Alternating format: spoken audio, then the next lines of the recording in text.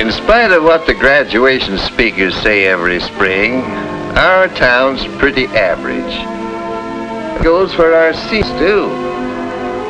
Out of this class of 40, just because it is average, 2 of these boys and girls will spend some part of their lives in a mental institution.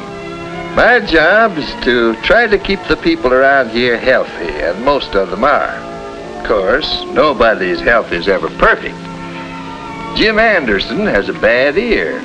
That doesn't keep him from playing on the football team. County champions last year, too.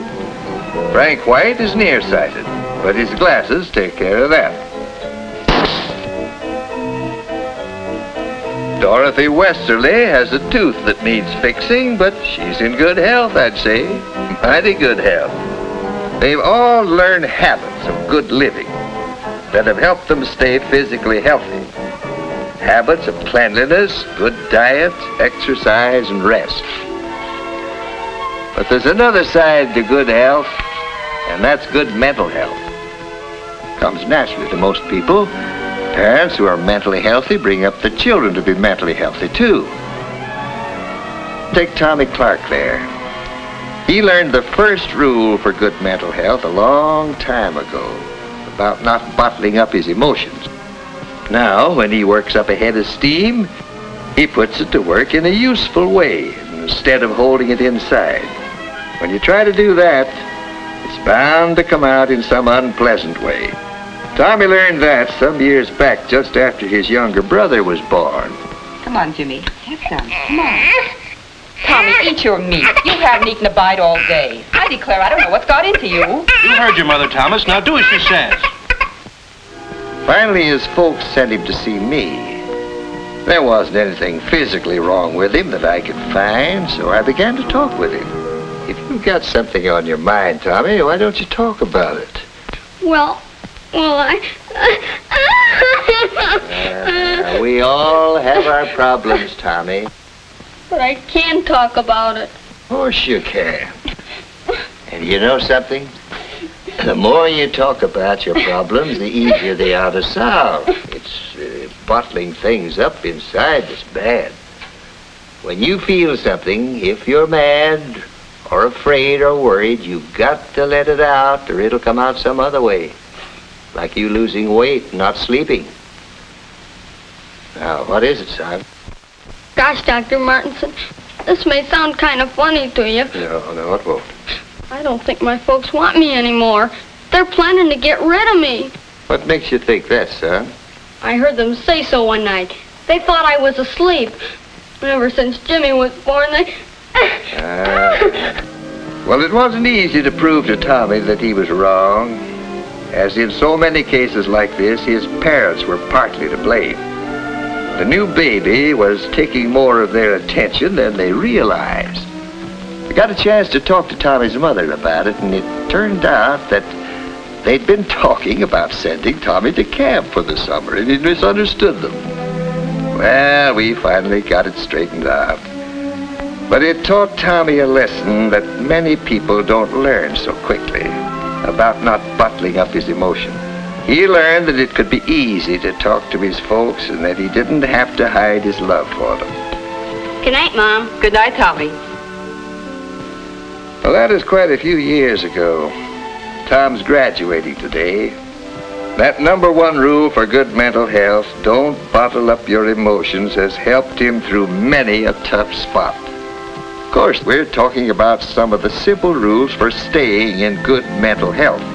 And that brings us to the second rule, which is respecting yourself. Sounds easy, doesn't it? But look what happened to Bruce Matthews. He went out for the tennis team a couple of years ago, and while he had a lot to learn, he had the makings of a fine player. But he wasn't satisfied with slow, steady improvement. Oh, he expected himself to be perfect right from the start. Missing a point would make him boil over at himself. Well, the coach finally caught on to what Bruce was doing to himself with his demand for perfection. Sure, I think it's fine to keep wanting to improve. I understand that, but I think you're going at it the wrong way. How do you mean? Well, did you ever stop to think how good your game really is? Yeah. After missing that last point? That's just what I'm getting at. You're worrying too much about the game and you don't enjoy it. But, gee, Coach, I know I can do better. Sure you can. But the point is you shouldn't let yourself get mad every time you miss a point. Why, even the world's champion can't make every point. You can't be perfect. You've got to learn to get more pleasure out of this game. So take yourself as you are and instead of expecting yourself to be perfect. It took a while for Bruce to get what the coach was driving at. But little by little, without letting up one bit on trying to improve his game, he learned to enjoy his skill rather than fret over his occasional misses. Yes, he's learning that second important habit for keeping in good health. Good mental health, I mean. The habit of feeling right about himself. Along with that goes a third important habit. Feeling right about other people, too. That means getting along with others, having fun with them, being part of the group. There's no room for bashfulness in good mental health. To look at Otto Markel there, you'd never guessed what he was like a year ago. For some reason or other, he was convinced that people just didn't like him much. He never tried to make friends or to be one of the bunch. It was Miss Reinert who came to Otto's rescue. I think you'd enjoy getting into one of the school clubs. I don't know. I really don't have any time. I hear they're planning to organize a camera club. You could help with that.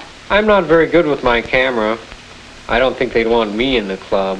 Of course they would. The more the better when you're organizing a club. Gosh, Miss Reinert. You're certainly doing well in chemistry, and that's important in photography. I don't know. Chemistry's different from photography. I think you'll find they'd welcome a good chemist like you in the camera club. But you'll have to do one thing. What's that? Offer to help. Do all you can to help get the club organized.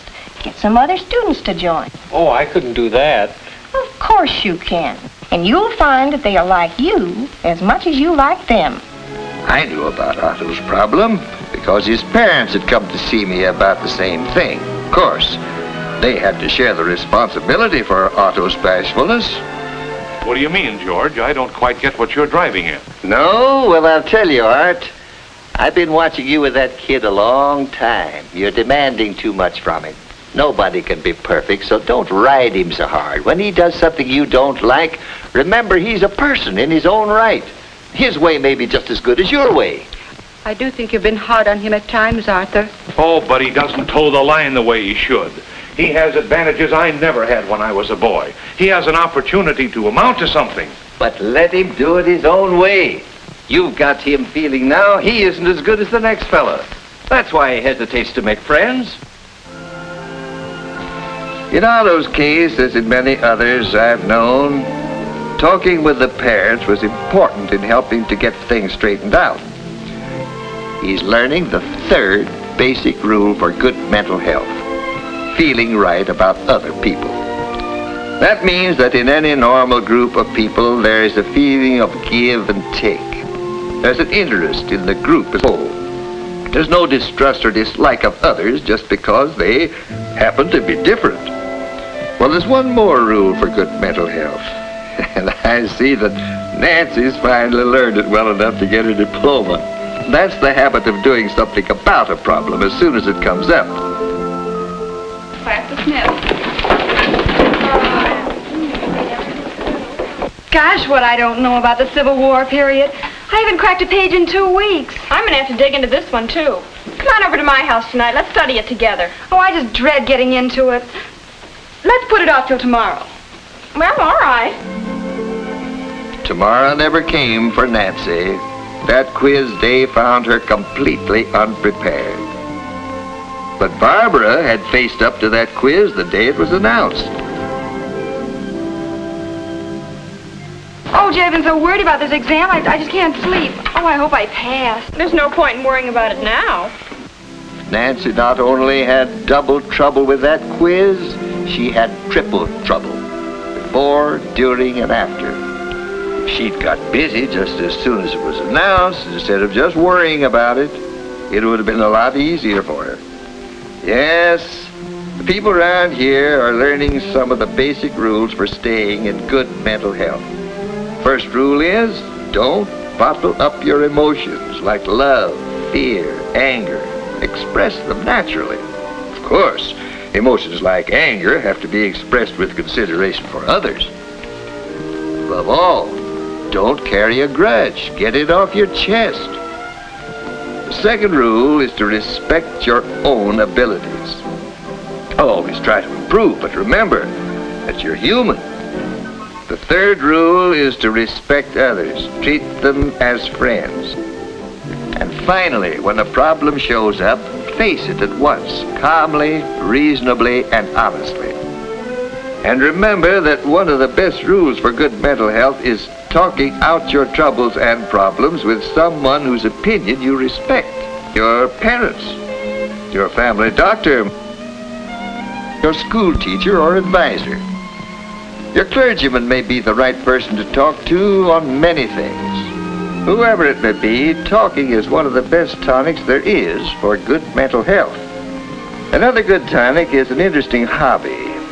Gives you a way to relax, a chance to accomplish something you can be proud of. Well, those are some of the rules for staying in good mental health. Of course, they're just the ABCs of a subject big enough to fill whole libraries. But as more and more folks get to know these ABCs and follow them, they're going to be able to look at a group like this someday and feel that they have a greater chance than ever for the kind of happy, useful life which will make our world a better place to live in.